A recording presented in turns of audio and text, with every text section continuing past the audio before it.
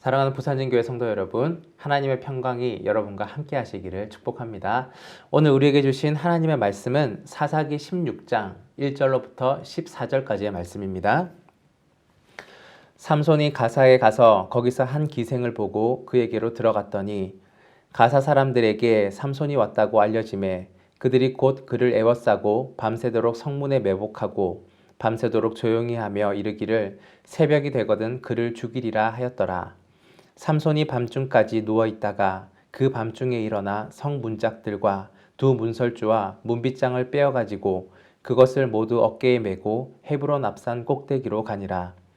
이후에 삼손이 소렉 골짜기에 들릴라라 이름하는 여인을 사랑하매 블레셋 사람의 반백들이 그 여인에게로 올라가서 그에게 이르되 삼손을 꾀어서 무엇으로 말미암아 그 큰 힘이 생기는지 그리고 우리가 어떻게 하면 능히 그를 결박하여 굴복하게 할 수 있을는지 알아보라.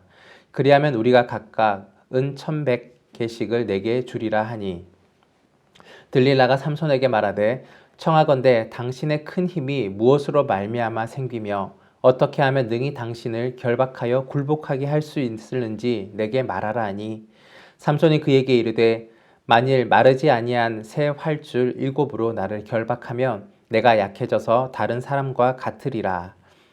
블레셋 사람의 방백들이 마르지 아니한 새 활줄 7을 여인에게로 가져오매 그가 그것으로 삼손을 결박하고 이미 사람을 방 안에 매복시켰으므로 삼손에게 말하되 삼손이여 블레셋 사람들이 당신에게 들이닥쳤느니라 하니 삼손이 그 줄들을 끊기를 불탄 삼시를 끄는 같이 하였고 그의 힘의 근원은 알아내지 못하니라. 들릴라가 삼손에게 이르되 보라 당신이 나를 희롱하여 내게 거짓말을 하였도다. 청하건대 무엇으로 당신을 결박할 수 있을는지 이제는 내게 말하라 하니 삼손이 그에게 이르되 만일 쓰지 아니한 새 밧줄들로 나를 결박하면 내가 약해져서 다른 사람과 같으리라 하니라. 들릴라가 새 밧줄들을 가져다가 그것들로 그를 결박하고 그에게 이르되 삼손이여 블레셋 사람이 당신에게 들이닥쳤느니라 하니 삼손이 팔 위에 줄 끊기를 실을 끄는 같이 하였고 그때에도 사람이 방 안에 매복하였더라. 들릴라가 삼손에게 이르되 당신이 이때까지 나를 희롱하여 내게 거짓말을 하였도다. 내가 무엇으로 당신을 결박할 수 있을는지 내게 말하라 하니 삼손이 그에게 이르되 그대가 만일 나의 머리털 7가닥을 배틀의 날에 섞어 짜면 되리라 하는지라. 들릴라가 바디로 그 머리털을 단단히 짜고 그에게 이르되 삼손이여 블레셋 사람들이 당신에게 들이닥쳤느니라 하니 삼손이 잠을 깨어 배틀의 바디와 날씨를 다 빼내니라. 아멘. 오늘 본문의 말씀은 삼손의 이야기입니다. 삼손은 하나님 앞에 구별된 자라는 뜻의 나실인이었습니다. 그러나 여인들에게 마음을 빼앗겨서 자신의 정체성을 망각하고 하나님이 주신 사명을 둔하게 행동하게 되었습니다. 오늘 우리는 본문에 나타난 삼손의 마음과 우리의 마음을 비교하면서 말씀을 묵상해 보기 원합니다. 오늘 본문 앞장까지 15장까지는 삼손이 블레셋 딥나 지역에서 여인과 혼인했다가 깨어진 이야기를 읽었습니다. 그런데 삼손은 이번에도 블레셋 가사 지역의 여인에게 마음을 빼앗기게 되었습니다. 1절 말씀입니다. 삼손이 가사에 가서 거기서 한 기생을 보고 그에게로 들어갔더니 아멘. 삼손은 가사 지역, 블레셋의 가사 지역에 가서 한 기생에게 들어갔다가 위기의 상황에 처하게 되었습니다. 블레셋 사람들이 성문에 매복해서는 삼손이 잠들면 죽이려고 벼르고 있었습니다. 삼손은 아마도 이 사실을 인지하고 있었던 것 같습니다. 오히려 그러한 위기를 즐기는 것처럼 위기를 위기로 여기지 않고 상상치 못한 방법으로 그것을 벗어났습니다. 가사의 성 문짝과 문설주와 문 빗장을 떼어내어서는 그것을 짊어지고는 몇십 킬로미터 떨어진 산 꼭대기에다가 올려놓는 엄청난 그러한 행보를 한 것이었습니다. 삼손의 이 엄청난 힘을 본 블레셋 사람들은 삼손과 맞설 엄두조차 내지 못하게 되었습니다. 이것으로 이 에피소드가 끝나고 모든 것이 종료되었다면 위기를 잘 이겨낸 삼손의 이야기로 마무리되었을 것입니다.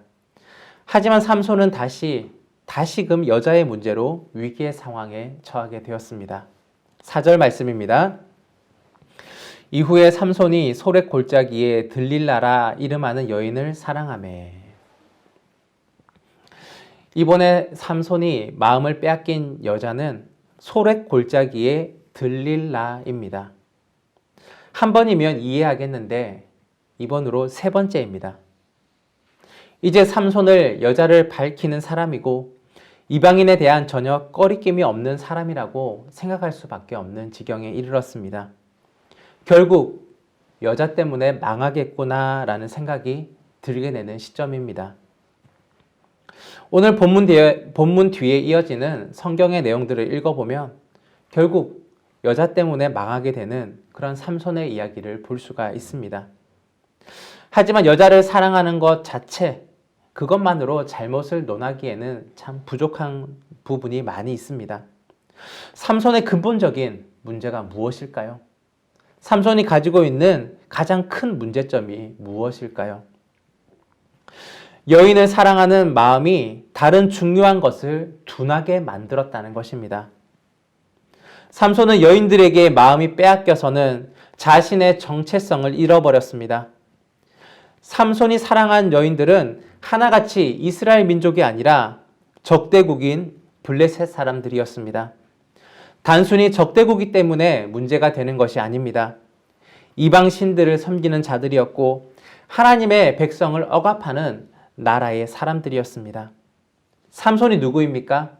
삼손은 나실인이며 이스라엘의 사사입니다. 하나님께서 이스라엘 민족을 구원시키고자 그를 모태로부터 구별하여 세우셨고 평생 구별된 자로 나실인으로 살아갈 것을 명령하신 사람입니다. 그런데 그는 이방 여인들에게 마음을 빼앗겨서는 자신의 정체성과 하나님이 주신 사명과는 다른 길로 살아가게 된 것입니다. 삼손이 사랑한 소렛 골짜기에 들릴라는 결국 삼손에게 치명적인 약점이 되었습니다. 블레셋 사람들은 들릴라를 돈으로 매수하였습니다. 5절 말씀입니다. 블레셋 사람의 방백들이 그 여인에게로 올라가서 그에게 이르되 삼손을 꾀어서 무엇으로 말미암아 그 큰 힘이 생기는지 그리고 우리가 어떻게 하면 능히 그를 결박하여 굴복하게 할 수 있을는지 알아보라. 그리하면 우리가 각각 은 1,100개씩을 내게 주리라 하니. 블레셋 방백들은 들릴라에게 은 1,100개씩을 주겠다라고 약속을 하였습니다. 그리고는 삼손의 힘의 근원과 힘을 막을 수 있는 방법을 알아내라고 시켰습니다. 안타깝게도 들릴라는 그 요구를 수용했습니다. 들릴라는 삼손보다는 돈을 택한 것이었습니다. 삼손은 들릴라를 바라보고 있고 들릴라는 돈을 바라보고 있는 것입니다. 들릴라는 약속한 돈을 얻기 위하여서 삼손의 약점을 집요하게 물어봅니다.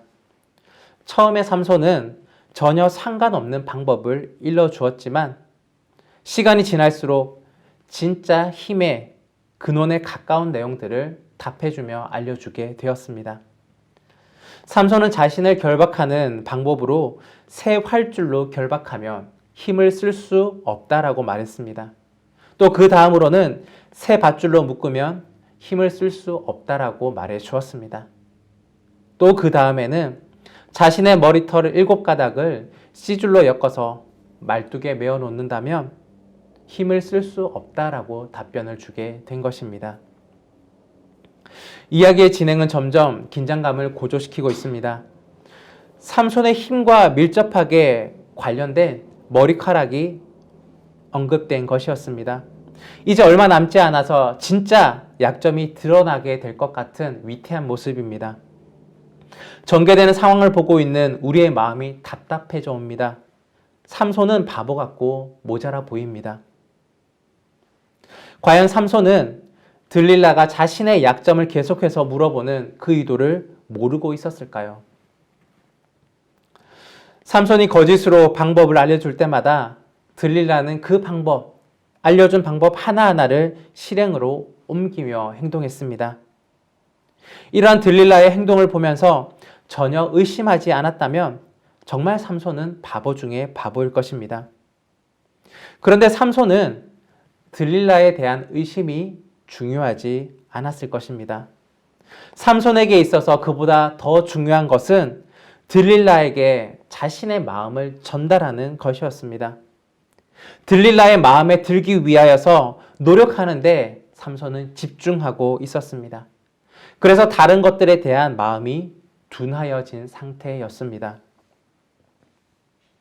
이제 삼손의 이야기를 통하여서 우리의 모습들을 돌아보기 원합니다. 삼손은 들릴라에 대한 마음 때문에 하나님에 대한 마음과 자신의 정체성과 사명에 대하여 둔감해져 있었습니다. 삼손에게 있어서 마음을 둔하게 한 원인은 여자 문제였습니다. 그런데 이것이 삼손만의 문제는 아닙니다. 오늘 우리의 문제이기도 합니다. 삼손을 보면 정말 답답하고 바보스럽다라고 생각하게 되겠지만, 그런데 우리 자신의 모습을 돌아보면 삼손과 별반 다를 것이 없습니다. 여러분은 하나님의 자녀라는 정체성과 하나님의 영광을 위해 살아가야 할 그 사명을 삶의 최우선순위로 두고 살아가고 계십니까? 삼손처럼 이성에 빠져 있거나 아니면 쾌락의 마음을 빼앗기고 있거나 풍요로움에 집중하여서 하나님을 향한 마음에 둔감해져 있지는 않으십니까? 여러분도 삼손과 마찬가지로 하나님 나라와 반대편에 서 있는 세상 나라의 즐거움을 향하여서 발걸음을 재촉하고 있지는 않으십니까? 삼손의 모습이 오늘을 살아가는 우리의 모습입니다.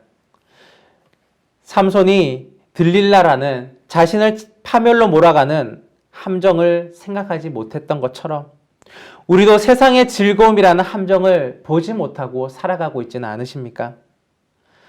삼손의 이야기는 하나님께 대하여 둔하고 세상에 대하여 예민하게 살아가는 우리의 모습을 보여주는 이야기입니다.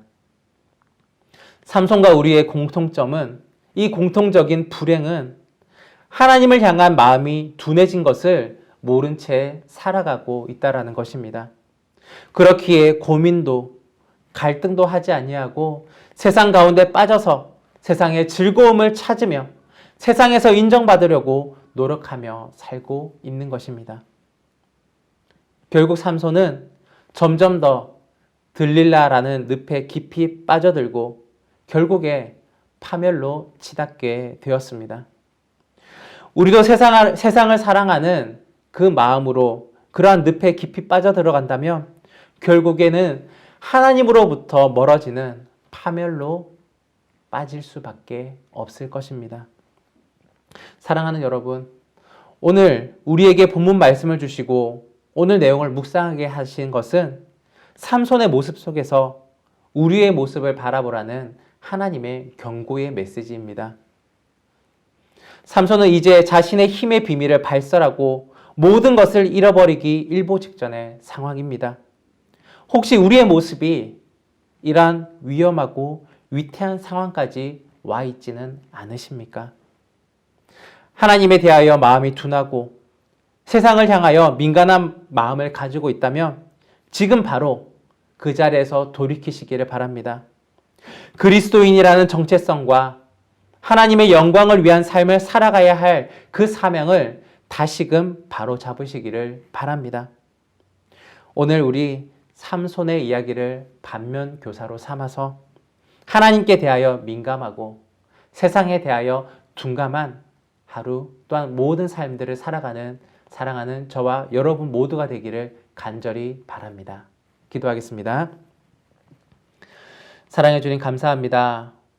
오늘 주신 본문 말씀을 통하여서 삼손의 이야기가 우리의 이야기임을 또한 바라보았습니다. 혹시 세상을 사랑하는 마음에 하나님을 향한 마음이 둔감해져 있지는 않은지 우리 자신들을 돌아보게 하여 주시고 세상에 대하여서는 둔감하고 하나님께 대하여 민감한 삶들을 살아갈 수 있는 저희 되게 하여 주옵소서. 다른 그 어떤 것에 잘 보이려고 노력하는 것이 아니라, 다른 그 어떤 것을 사랑하여 쫓아가는 것이 아니라, 하나님 앞에서의 삶들을 기뻐하며 하나님 앞에 칭찬받기 위해 달려가며 또한 하나님의 나라와 하나님의 영광을 위한 일에 거할 수 있는 저희 되게 하여 주옵소서. 오늘도 우리 앞에는 많은 유혹들이 있고 또한 우리의 눈을 홀리는 많은 것들이 있습니다. 그러나 우리는 믿음의 눈을 들어 하나님을 바라보는 주님의 자녀들입니다. 하나님의 자녀답게 그리스도인답게 살아갈 수 있는 오늘 하루 될 수 있도록 인도하여 주옵소서. 감사드리며 예수 그리스도의 이름으로 기도드립니다. 아멘.